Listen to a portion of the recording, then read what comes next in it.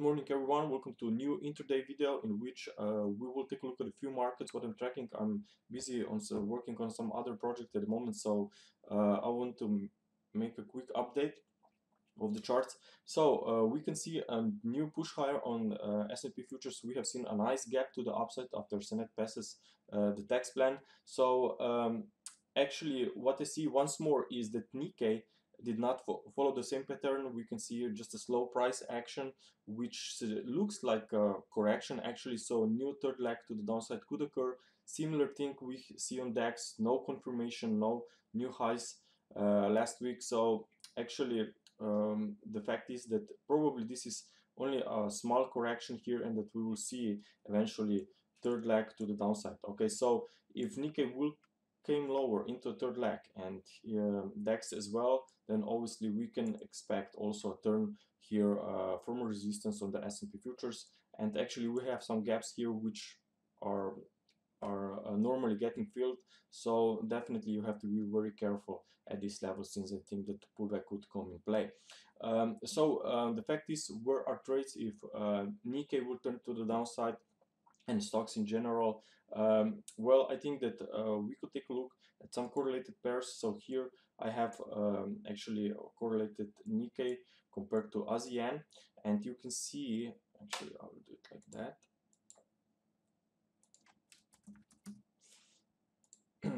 And you can see actually that correlation since July, summer of 2015 is pretty tight.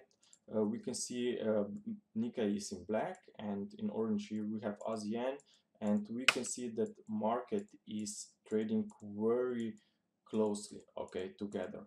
But the interesting thing is what happened here since September. We can see a nice extension to the upside on Nikkei, but move lower on ASEAN, okay?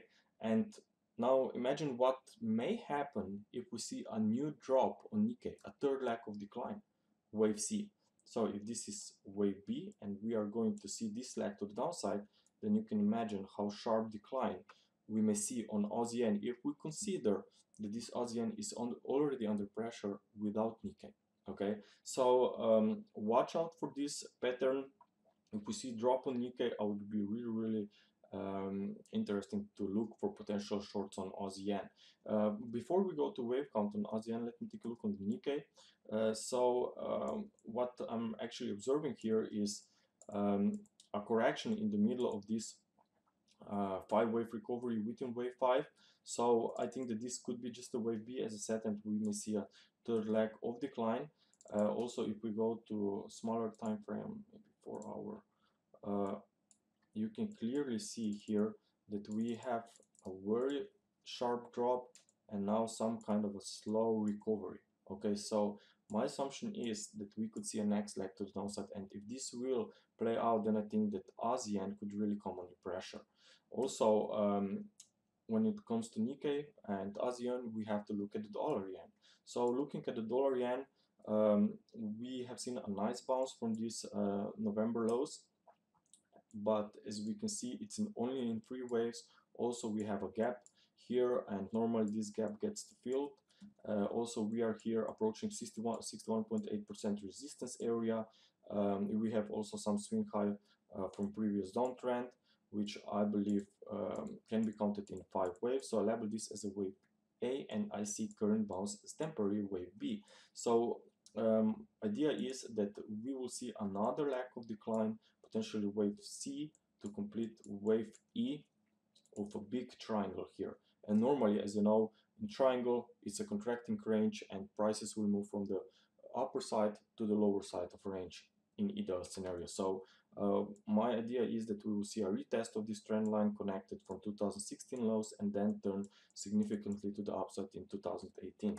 But as Nikkei stands right now, what I see on short-term structures on dollar yen with the gap and 3 waves to the upside into 61.8% resistance, I think that there is a chance that Japanese yen could see slightly more gains in the very near future. And if this will prove to correct, then ASEAN could be very interesting pair to trade, because I see it at some significant resistance here.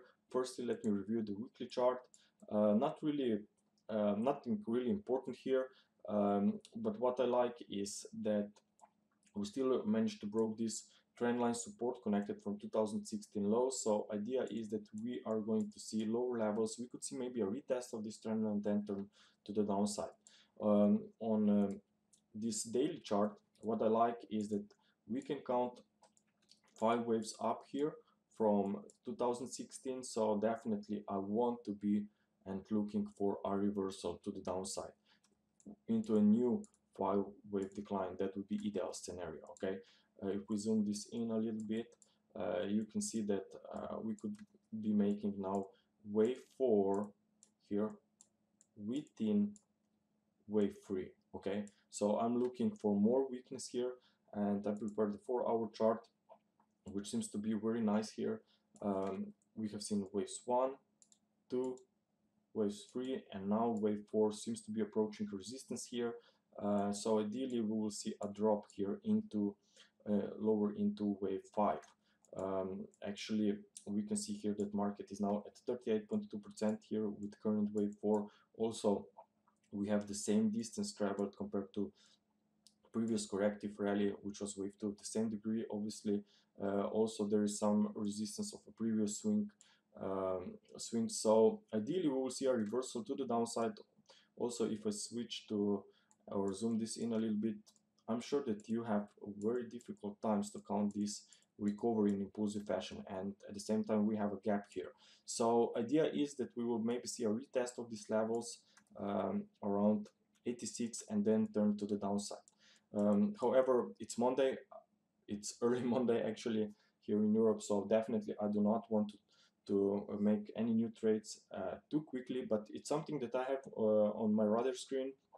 And also we have some Aussie data coming out, every rate statement, and also retail sales and current account figures will come out during Asian hours tomorrow. So actually I want to wait on this data to see how Aussie will respond in general, and then if we see a spike to the upside, a reversal lower, then I may look for short opportunities to catch maybe a 5th wave to the downside, and especially if Nikkei will follow the pattern to move lower into wave C. Another thing that I'm tracking is actually dollar CAD. Dollar CAD is seen in a new corrective recovery. So the case is here that we are going to see 3 waves to the upside. Normally this will retrace back to the 61.8% compared to previous 5-wave decline, which is actually around 1.3150 or 20 around there. Also, what is really important is that this turn up from September was very strong. Okay, so ideally that's wave A, and we are now in wave B, making a flat correction. The next thing why I'm looking for more upside after a pullback is potential head and shoulders pattern. Here we have the left shoulder, head, and now right shoulder in progress.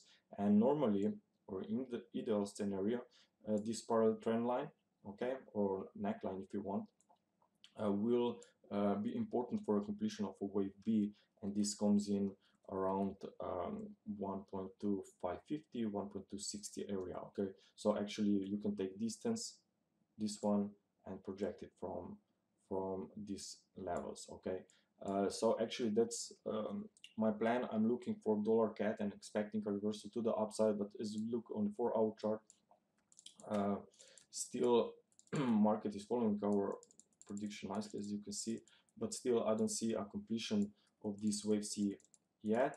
Wave C is a 5-wave pattern, okay, because a flat consists of 3 5 waves. Okay, so this was wave A, this was wave B, and now we are in a sharp impulsive decline, wave C, and this, and I can see some supports on there around 1.26 as I said. So ideally market will take prices below this swing low from start of November, clear some stops I'm sure, and then market could turn significantly to the upside. Okay, at the same time obviously we have to keep an eye on crude oil. Crude oil, as we can see, are at the highs, but I think that we are in late stages of this wave 3. So if we take a look on the 4-hour chart, you can see that actually maybe another push to the upside. Let me clear this. Okay, another push to the upside could be coming towards $59, $50, $60 per barrel maybe, but sooner or later I assume that market will turn lower for a deeper correction of a higher degree. Okay, and if this will prove correct, then as you know, dollar CAD could be pushed lower because lower oil prices are not good for Canadian dollar. Okay, so obviously this should come in play if correlations will stay as they should. But actually, when I want to trade dollar CAD, I of course want to see correlation to work normally. Okay, and I definitely want to see lower oil prices to be long dollar CAD. Okay, so that's it. Dollar CAD, ASEAN, dollar yen, Nikkei are all on my radar screen for the start of this week. If you're wondering what's going on with the euro dollar, I'm not really sure. We could be going into very complex corrective wave forward there on a daily chart, so I don't want to be too quick with any new trades there. So we'll rather stay set. So traders, thank you very much for your attention. I will post some new charts, intraday charts later as well. Okay, thank you, bye.